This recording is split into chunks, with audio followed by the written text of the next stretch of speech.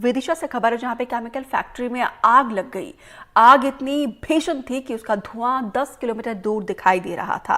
आग लगने की जानकारी पर मौके पर पहुंचे कलेक्टर और एसपी ने मोर्चा संभाला। फायर ब्रिगेड की टीम की मदद से आग पर काबू पाया गया। एसपी के मुताबिक अभी तक किसी तरीके से जनहानि नहीं हुई है। हालांकि अभी तक ये पता भी नहीं चल पाया कि आखिर आग किस वजह से लगी है, नुकसान कितना हुआ है, इसका आकलन भी अभी तक नहीं कर पाए हैं। देखिए आग के बाद पूरा इलाका कितना ज्यादा धुआं हुआ है, अफरा तफरी का माहौल, और अभी तक ये भी पता नहीं चल पाया कि आखिर आग किस वजह से लगी है। फिलहाल राहत की बात यह है कि आग पर काबू पाया गया है और कोई भी हताहत नहीं हुआ है। तो विदिशा केमिकल फैक्ट्री में लगे भीषण आग पर काबू पा लिया गया है। आग पर काबू पाने के बाद हमारे सहयोगी ने मौके का जायजा लिया है। इसके अलावा एडिशनल एसपी से भी खास बातचीत की है। विदिशा से हमारे सहयोगी नावेद खान की रिपोर्ट देखिए। विदिशा के इंडस्ट्रीज एरिया में आज सुबह 7 बजे करीब आग की लपटों से दहक गया। ये इंडस्ट्रीज एरिया में केमिकल फैक्ट्री है। इसमें सुबह करीब 7 बजे आग लगी। ये पूर्व विधायक शशांक भार्गव की फैक्ट्री बताई जा रही है। लगभग सुबह 7 बजे से 11 बजे तक प्रशासन पूरा मुस्तैद रहा। आसपास के इलाकों की कई दमकलें इधर आई। भोपाल से लेकर विदिशा तक की दमकलें पहुंच गई और इन्होंने आग पर काबू पाया गया। अब लगभग आग पर पूरी तरह से काबू पा लिया गया है। जो केमिकल फैक्ट्री में आग लगी थी वो बताया जा रहा है कि इसके अंदर केमिकल की बड़ी बड़ी टंकियाँ रखी थी, उनका ब्लास्ट हुआ। लोगों ने पूरी टंकियों को बाहर निकाला। आप देख सकते हैं, राहुल से दिखाऊंगा, ये टंकियाँ दिखाएं। ये टंकियाँ किस तरह बाहर निकाल के रखी गई हैं। इन पूरी टंकियों में जो है वो केमिकल भरा हुआ था। जो आग की लपटें पहुंच रही थी, इन केमिकल तक आग की लपटें पहुंचती हैं और इन केमिकल में से ब्लास्ट हो गया। तो ये पूरी जो फैक्ट्री है, देखिए आप किस तरह अभी भी धुआं निकल रहा है। अब 80% तक आग पर काबू पाया जा चुका है। ये भारत पेट्रोलियम कॉर्पोरेट लिमिटेड की ये फायर ब्रिगेड भी पहुंची है और भोपाल से लेकर विदिशा तक की फायर ब्रिगेड पहुंची है और करीब आग पर पूरी तरह से काबू पाया गया है। पर मैं आपको दिखा दूं, ये आग पर पूरी तरह से काबू पा लिया गया है, पर ये फैक्ट्री पूरी तरह से जल के खाक हो चुकी है। मेरे सहयोगी कैमरामैन राहुल के साथ नावेद खान, एनडीटीवी इंडिया। मैं इस वक्त मौजूद हूँ इंडस्ट्रीज एरिया में। इंडस्ट्री एरिया में आप देख सकते हैं पूर्व विधायक शशांक भार्गव की फैक्ट्री में करीब सुबह 7:30 बजे के करीब आग फैल गई। हालांकि आग पर अभी पूरी 80% तक काबू पा लिया गया है। आसपास की दमकलों की मदद ली जा रही है। मेरे साथ यहाँ एडिशनल एसपी साहब हैं। हम सर से जानने की कोशिश करेंगे, सर कितने बजे के करीब ये आग पहुँची और आपको सूचना? ये आग की जो खबर है अभी पूरा इन्वेस्टिगेशन नहीं हुआ है, लेकिन जैसा कि अभी तक जो खबरें आई हैं उनके हिसाब से ये 7 के पहले ही आग ये शुरू हो गई थी और जैसे ही शुरू हुई पुलिस को खबर लगी, तत्काल पुलिस ने अलर्ट होकर सभी जो रेस्क्यू टीम्स हैं उनको पूरा अलर्ट करना शुरू किया। जैसा कि आप देख रहे हो कि मतलब ये आग चल रही है, लेकिन इसके भोपाल से, मंडीदीप से, रायसेन से, गैरतगंज से, बीना से, भोपाल से और विदिशा जिले की बात करें तो गंज बसोदा से, शमशाबाद से, सभी जगह से जो भी होम टेंडर से, फायर टेंडर से आ चुके हैं।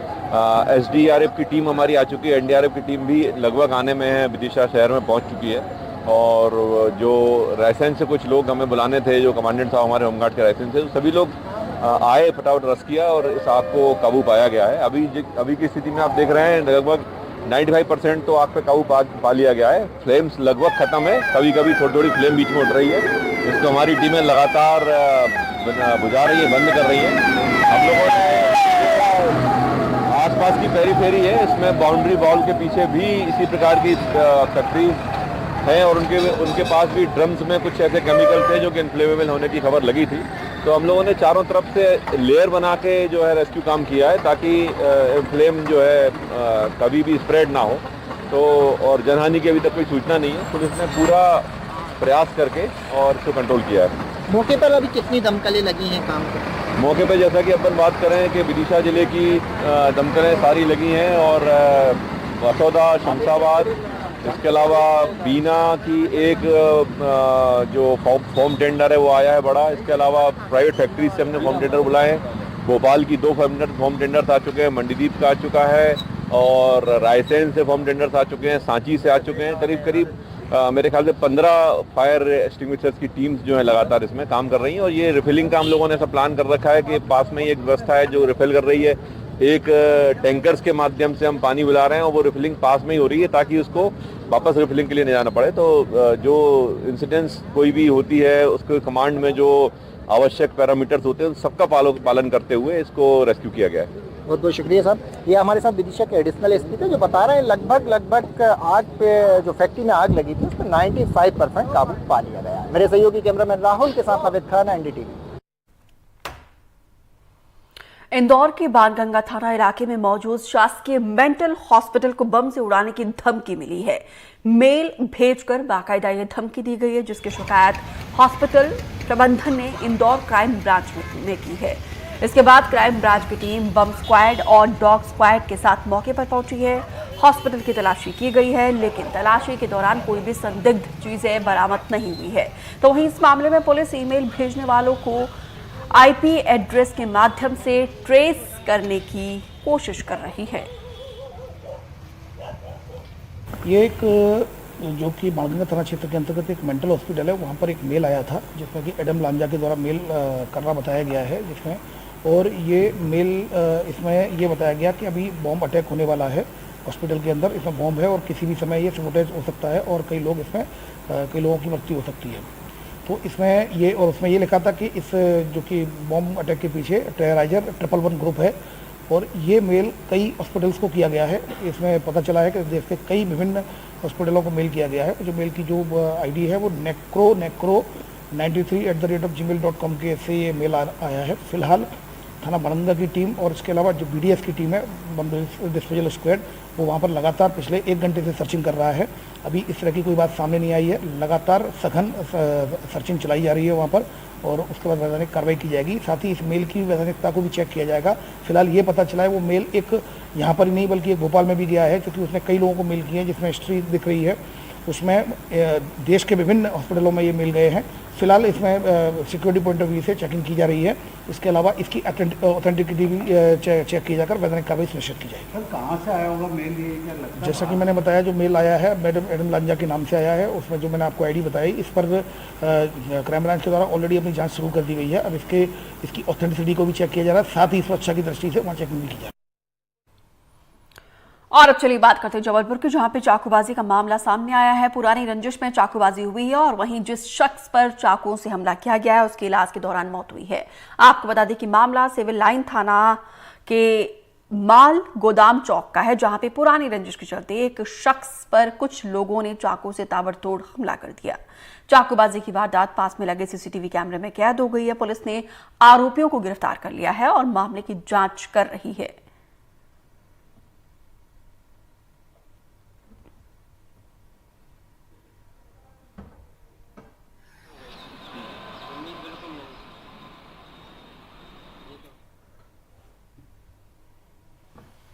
ग्वालियर में शराब माफिया की दबंगई का मामला सामने आया है, जहां पर शिकायत करने पर शराब माफिया ने शिकायतकर्ता के घर जाकर मारपीट की है। मारपीट की घटना सीसीटीवी में कैद हुई है। आपको बता दें कि मामला माधवगंज इलाके का है। बताया जा रहा है कि यहां पे अवैध तरीके से शराब बेची जा रही थी, जिसको लेकर एक परिवार ने शिकायत की है। तो वहीं शिकायत करने पर माफिया ने शिकायतकर्ता के घर जाकर मारपीट की है। परेशान युवक ने एसपी ऑफिस पहुंचकर पुलिस अधिकारियों से मदद की गुहार लगाई है। पुलिस मामले की जांच में जुट गई है।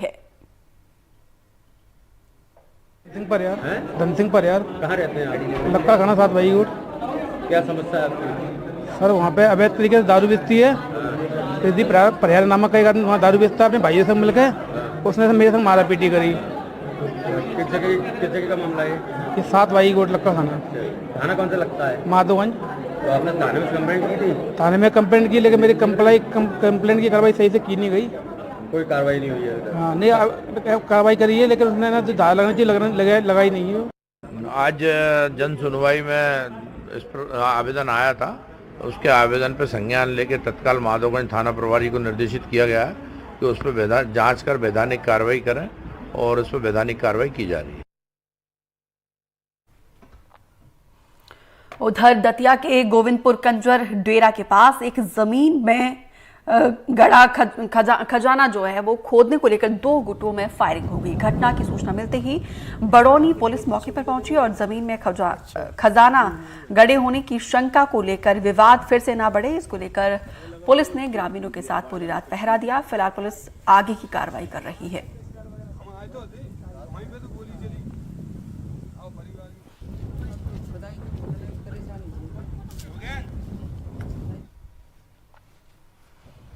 और अब चलिए बात करते हैं जांजगीर चांपा की, जहां पे 10 सूत्रीय मांगों को लेकर महावीर कोलवसरी के श्रमिक धरने पर है। श्रमिकों का आरोप है कि प्लांट प्रबंधन ने उन्हें जो है सेफ्टी किट दे रहा है, ना ही उन्हें सेफ्टी किट दे रहा है और ना ही उन्हें तय मानकों के हिसाब से पेमेंट दिया जा रहा है। मजदूरों का कहना है कि उन्हें 12 घंटे की ड्यूटी के एवज में मनरेगा मजदूरों से भी कम पेमेंट किया जा रहा है और शिकायत करने पर प्रबंधन की ओर से उन्हें निकालने की धमकी दी जा रही है। ऐसे में तमाम आरोपों को लेकर श्रमिकों ने नाराजगी जताते हुए धरना प्रदर्शन किया है। 10 सूत्री मांग को लेकर यहाँ आज हड़ताल पर बैठे हैं और हमारी मांगों को पूरा नहीं किया जा रहा है। यहाँ क्या है, पहले जन सुनवाई हुआ तो उसको गांव वाले लोग भरपूर विरोध किए थे। हम लोग तो किया था, हाँ मैंने भी किया था और गांव के पूरा 90% लोग विरोध किए थे। हम लोग तो प्लान चाहते नहीं थे यहाँ गांव में और यहाँ खोल दिए हैं। हम लोग भी स्थापित कर्मचारी है, हमारी योग्यता के अनुसार भी काम नहीं दिया गया है। मेरे पास कंप्यूटर में डिग्री है और मुझे हाउस कीपिंग का काम दिया गया है, जो एकदम मजबूरी है तो कर रहे हैं। धरने पे बैठे हैं रोजगार के विषय में। जैसे हम लोग किसान आदमी थे, खेती किसानी कर रहे थे पहले और यहाँ कंपनी खुला तो हम लोग के जमीन गौने पौने दाम में खरीदा गया। आश्वासन दिया गया कि उसमें जन सुनवाई में विरोध किया है बहुत, फिर भी खुला और हमको काम दिया भी गया। तो मजदूर से निम्न कोटि का भी काम दिया गया और मैं ITI डिप्लोमा वाला हूँ वायरमैन का। आज की स्थिति में एक रोजगार गारंटी चलता है, उससे भी निम्न का रेट दिया जा रहा है हम लोग को। धरना दिए हैं आज यहाँ? धरना दिए हैं भैया। क्या मांगे हैं? हम लोगों को मांगे पेमेंट बढ़ाओ। आज 14 साल हो गया भैया, हम लोगों का पेमेंट न्यूनतम वेतन पे दिया जा रहा है। कितना? कुली के रेट में। हम लोग मांगते मांगते थक जा रहे हैं और मांगने जाते हैं तो धमकी दिया जाता है, जो करना है वो कर लो, यहाँ से भगा दिया जाओ। अब भगा दिया जाए, ज्यादा इधर करोगे तो काम नहीं देंगे, चलो भाग जाओ। इसी बीच एक बड़ी खबर का रुख करते हैं बलौदाबाजार से आ रही, जहां पे नए एसपी और कलेक्टर ने संभाला है कार्यभार। चार्ज संभालने के बाद एसपी कार्यालय का किया है निरीक्षण। हिंसा के बाद तोड़फोड़ में हुई नुकसान का जायजा लिया है। हिंसा को लेकर एसपी और कलेक्टर पर गाज गिरी थी। अब तक 82 उपद्रवियों की हो चुकी है गिरफ्तारी। गिरफ्तार लोगों में 3 नाबालिग भी शामिल हैं। ये बड़ी जानकारी बलौदाबाजार में हुई हिंसा को लेकर। सियासत भी हम सब ने देखा कैसे तेज हो रही थी। अब ऐसे में देखिए एसपी और कलेक्टर को बदला गया है और दोनों ही नए एसपी और कलेक्टर ने कार्यभार संभाला है। उसके बाद से जायजा भी लिया है। तस्वीरें हम आपको दिखा रहे हैं। अब तक आपको बता दें कि 82 उपद्रवियों की गिरफ्तारी हो चुकी है और इसमें जो गिरफ्तारी हुई है 82 उपद्रवियों की, उनमें 3 नाबालिग भी शामिल हैं। नए एसपी और कलेक्टर ने कार्यभार संभाला, उसके बाद चार्ज संभालते ही एसपी कार्यालय का निरीक्षण लिया है। हिंसा के दौरान तोड़फोड़ हुए नुकसान का जायजा लेते हुए और यहां पर देखिए पूरे अपने महकमे के साथ एसपी और कलेक्टर के द्वारा यहां पे जायजा लिया जा रहा है, निरीक्षण किया गया एसपी कार्यालय का, क्योंकि यहीं पर ही जिस तरीके से हिंसा हुई थी उसके बाद से कई सारे सवाल भी उठ रहे थे। ऐसे में देखिए जैसे ही तबादला हुआ है, गाज गिरी है पहले के एसपी और कलेक्टर की। जब नए एसपी ने यहाँ पे कार्यभार संभाला उसके बाद से उन तमाम जगहों में जाकर एसपी कार्यालय में निरीक्षण करते हुए दीपेंद्र शुक्ला ज्यादा जानकारी के साथ जुड़े हैं। दीपेंद्र, नए एसपी और कलेक्टर ने बाकायदा कार्यभार संभाला है और जायजा भी लिया है, क्या उनकी आगे की अब स्ट्रैटेजी रहेगी? क्योंकि यहाँ पर देखिए बहुत सारे सवाल भी उठाए जा रहे थे। जी अभी कलेक्टर और एसपी दोनों ने ज्वाइन कर लिया है बलौदा बाजार में। जो पुराने कलेक्टर और एसपी थे उनका तबादला बीती रात आदेश जारी करके राज्य शासन ने कर दिया है और अब इसके बाद जो नए कलेक्टर और एसपी आए हैं उन्होंने अपने अपने कार्यालयों के साथ में है। कलेक्टर ने जो पूरे संयुक्त जिला कार्यालय है उसका निरीक्षण किया है, साथ ही जो निर्माण कार्य चल रहा है उसको देखा है कि कितना जल्दी इसको पूरा किया जा सके, क्योंकि बहुत सारे जो कार्यालय हैं वो अलग अलग विभाग के कार्यालय हैं जो अभी भी क्षतिग्रस्त हैं, तो उनको सुधारने का काम ताकि उन विभागों में जल्दी से जल्दी कार्य शुरू हो जाए और जनहित के कार्य जो हो वो जल्दी से जल्दी प्रारंभ हो सके, इसकी व्यवस्था बनाई जा रही है। साथ ही जो कलेक्टर और एसपी हैं वो संयुक्त रूप से अपने अपने विभागों के अधिकारियों के साथ में बैठक भी शुरू कर दिए हैं ताकि वो जो पुरानी व्यवस्था है वो समझ सके और जो नया काम आगे बिल्कुल दीपेंद्र, दोनों ने ही एसपी और कलेक्टर ने अपने अधिकारियों के साथ कर्मचारियों के साथ बैठक भी की है। क्या दिशा निर्देश इस दौरान दिए गए हैं? अब जो व्यवस्था अभी बहाल नहीं हो पाई है उनको जल्द से जल्द व्यवस्था को बहाल करने, कार्यालयों में जल्द से जल्द जो कर्मचारी जो जिस तरह से उपस्थित हो रहे हैं उनको काम मिले, क्योंकि अभी काम बंद है, काम कंप्यूटर वगैरह बहुत सारे खराब पड़े हुए हैं, क्योंकि इस घटना के बाद जो उपद्रवियों ने कंप्यूटर वगैरह के साथ में तोड़फोड़ की या जो आगजनी की घटना हुई है उसमें कंप्यूटर वगैरह और दस्तावेज जो जले हैं उन दस्तावेजों के संधारण के लिए और फिर से उन दस्तावेजों के निर्माण के लिए निर्देश अभी दिए गए हैं। तो बिल्कुल इन दोनों एसपी और नए कलेक्टर के ऊपर बड़ी जिम्मेदारी है और अपनी जिम्मेदारी का निर्वहन करते ही देखिए मौके पर पहुंचे हैं, जायजा लिया, अधिकारियों के साथ बैठक की है, बातचीत की है और जरूरी दिशा निर्देश भी दिए हैं। फिलहाल विस्तार से जानकारी साझा करने के लिए दीपेंद्र आपका शुक्रिया। उधर पूर्व नेता प्रतिपक्ष डॉक्टर गोविंद सिंह के टीकासरा भवन पर बनी दुकानों को प्रशासन ने अवैध बताकर नोटिस दिया है, जिसको लेकर सियासत शुरू हो गई है। इस मामले में कांग्रेस कमेटी के जिला अध्यक्ष मान सिंह कुशवाहा बचाव में उतर आए हैं। कांग्रेस अध्यक्ष ने भिंड के कलेक्टर संजीव श्रीवास्तव पर भ्रष्टाचार के आरोप लगाए हैं, साथ ही उन्हें बीजेपी का कठपुतली भी बताया है।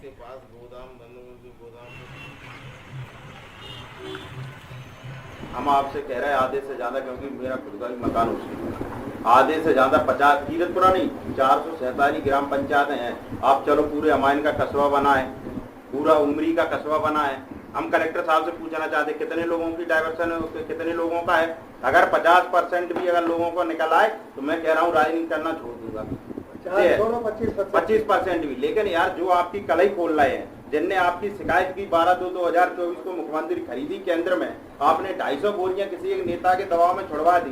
देख लो आयुक्त तो जब विभाग के प्रमुख मध्य प्रदेश से जब आयुक्त चंबल संभाग द्वारा जब आपकी जांच कलेक्टर भिंड के विरुद्ध में जब जांच आ गई तो आप आनन फानन में इस प्रकार की कार्रवाई करोगे?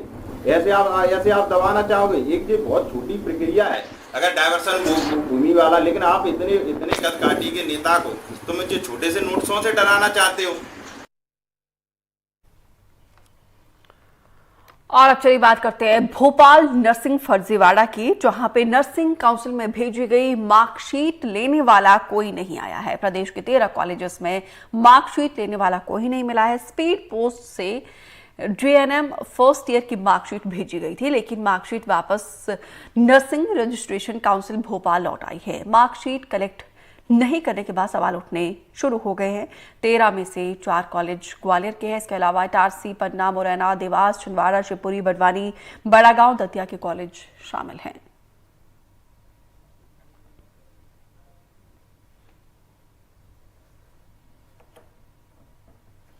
मध्य प्रदेश में शिक्षा माफिया और पुस्तक विक्रेताओं के बीच में सांठगांठ को तोड़ने के लिए एनडीटीवी लगातार मुहिम चला रहा है, जिसके बाद से प्रशासन कठोर कार्रवाई करता हुआ दिखाई दे रहा है। तो वहीं प्रशासन की कठोर कार्रवाई के बाद जबलपुर में 11 स्कूलों के 21 स्कूल संचालकों को जेल जाना पड़ा है और अब एनडीटीवी की खबर पर एक बार फिर से मुहर लग गई है। दरअसल church of north India Jabalpur diocese ने अपने 7 प्रमुख अधिकारियों को स्कूल में गड़बड़ी करने के आरोप में निलंबित कर दिया था। बताया जा रहा है कि ये सभी शुरुआती जांच में दोषी पाए जा रहे हैं।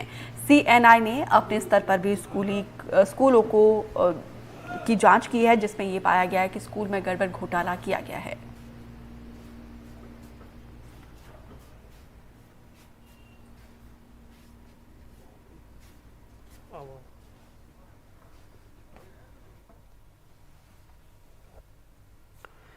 छत्तीसगढ़ में चिटफंड कंपनियों के चिट यानी कि धोखे से लाखों लोग प्रभावित हुए। खासकर राजधानी रायपुर के सटे गांव में हमारे दो साथियों जुल्फिकार और नीलेश ने नवा रायपुर के कई गांव में तफ्तीश की तो पता चला कि 29 गांव के किसानों ने राजधानी के विकास के लिए अपनी जमीन अधिग्रहण में सरकार को दी।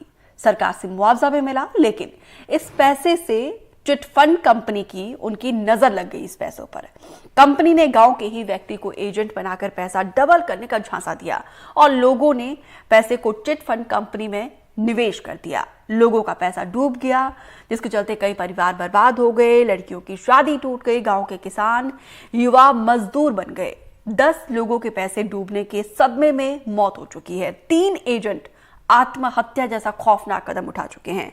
इसी मुद्दे पर देखिए आज रात 8 बजे हमारा स्पेशल शो चिटफंड कंपनियों का चिट। देखिए, पूर्व की भूपेश सरकार ने वहाँ की जनता से वादा किया था कि उनके पैसे उनको मिलेंगे। कुछ ही लोगों को उसका लाभ मिला, बाकी लोगों की समस्या जस की तस बनी हुई है। भारतीय जनता पार्टी की विष्णुदेव जी की सुशासन की सरकार है। निश्चित तौर पे बहुत पुरानी मांग है और इस पर विचार किया जाएगा और इस पर कमेटी बनाकर इस पर जल्द निर्णय लेंगे और अंतिम निर्णय तक हम पहुँचेंगे और लोगों को उनका न्याय मिलेगा। ये सारी चीज़ें सुनिश्चित की जाएगी।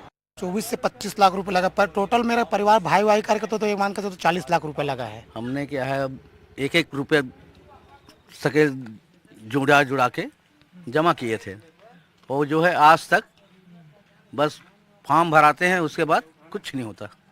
परेशानी है भी, आप क्या करोगे, गरीब आदमी है ना। और उसी को थोड़ा बहुत इकट्ठा हो जाएगा तो कुछ बनाएंगे, ये सोचे थे। वो सब गया चिट फंड का पैसा हमारा। हम 2 एकड़ ज़मीन बेचे रहे हैं चिट फंड में, मतलब 1 के डबल मिली ही ऐसा करके मतलब बोले रही से। और ओमे हमला मतलब अभी तक फॉर्म भरा के मतलब बोला पैसा ला हमला वापसी भी नहीं करत है और कई बार फॉर्म भरा रहा है। बस क्या परेशानी हो रही है गांव में आप लोग को इस वजह से, या घर में परिवार में क्या दिक्कत हो रही है? परेशानी यही है कि आज कुआं खोदो, आज पानी निकालो, आज पियो, ऐसा टाइप का हो गए हैं। आज कमा रहे हैं तो आज खा रहे हैं, ऐसा टाइप का जिंदगी है। खेती किसानी करते थे, अब क्या कर रहे हैं? अब क्या है, रोजी मजदूरी कर रहे हैं, रोजी मजदूरी मिल रहा है, उसी में अपना जीवन यापन कर रहे हैं। गांव का लोग करीबन 100 में 90% लोग पैसा जमा किए हैं चिट फंड कंपनी में।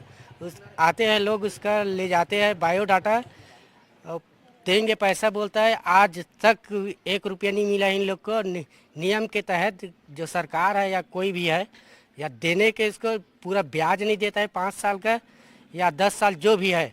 कम से कम उसका लागत जो पैसा जो लगा है 4 लाख जैसे रेट से बेचा है या चिट फंड में जमा किया है, उसका पैसा ब्याज तो न दे, लेकिन उसका जो लगा है पैसा वो वापस दिया जाए। हमारे पास हमारे परिवार में मात्र 40 डिसमिल ही खेत था। पूरा ज़मीन बेचने के बाद हमको 3 लाख रुपए का बेचे थे। पूरा पैसा चिट फंड में जमा हो गया, आज तक 1 रुपये नहीं मिला है।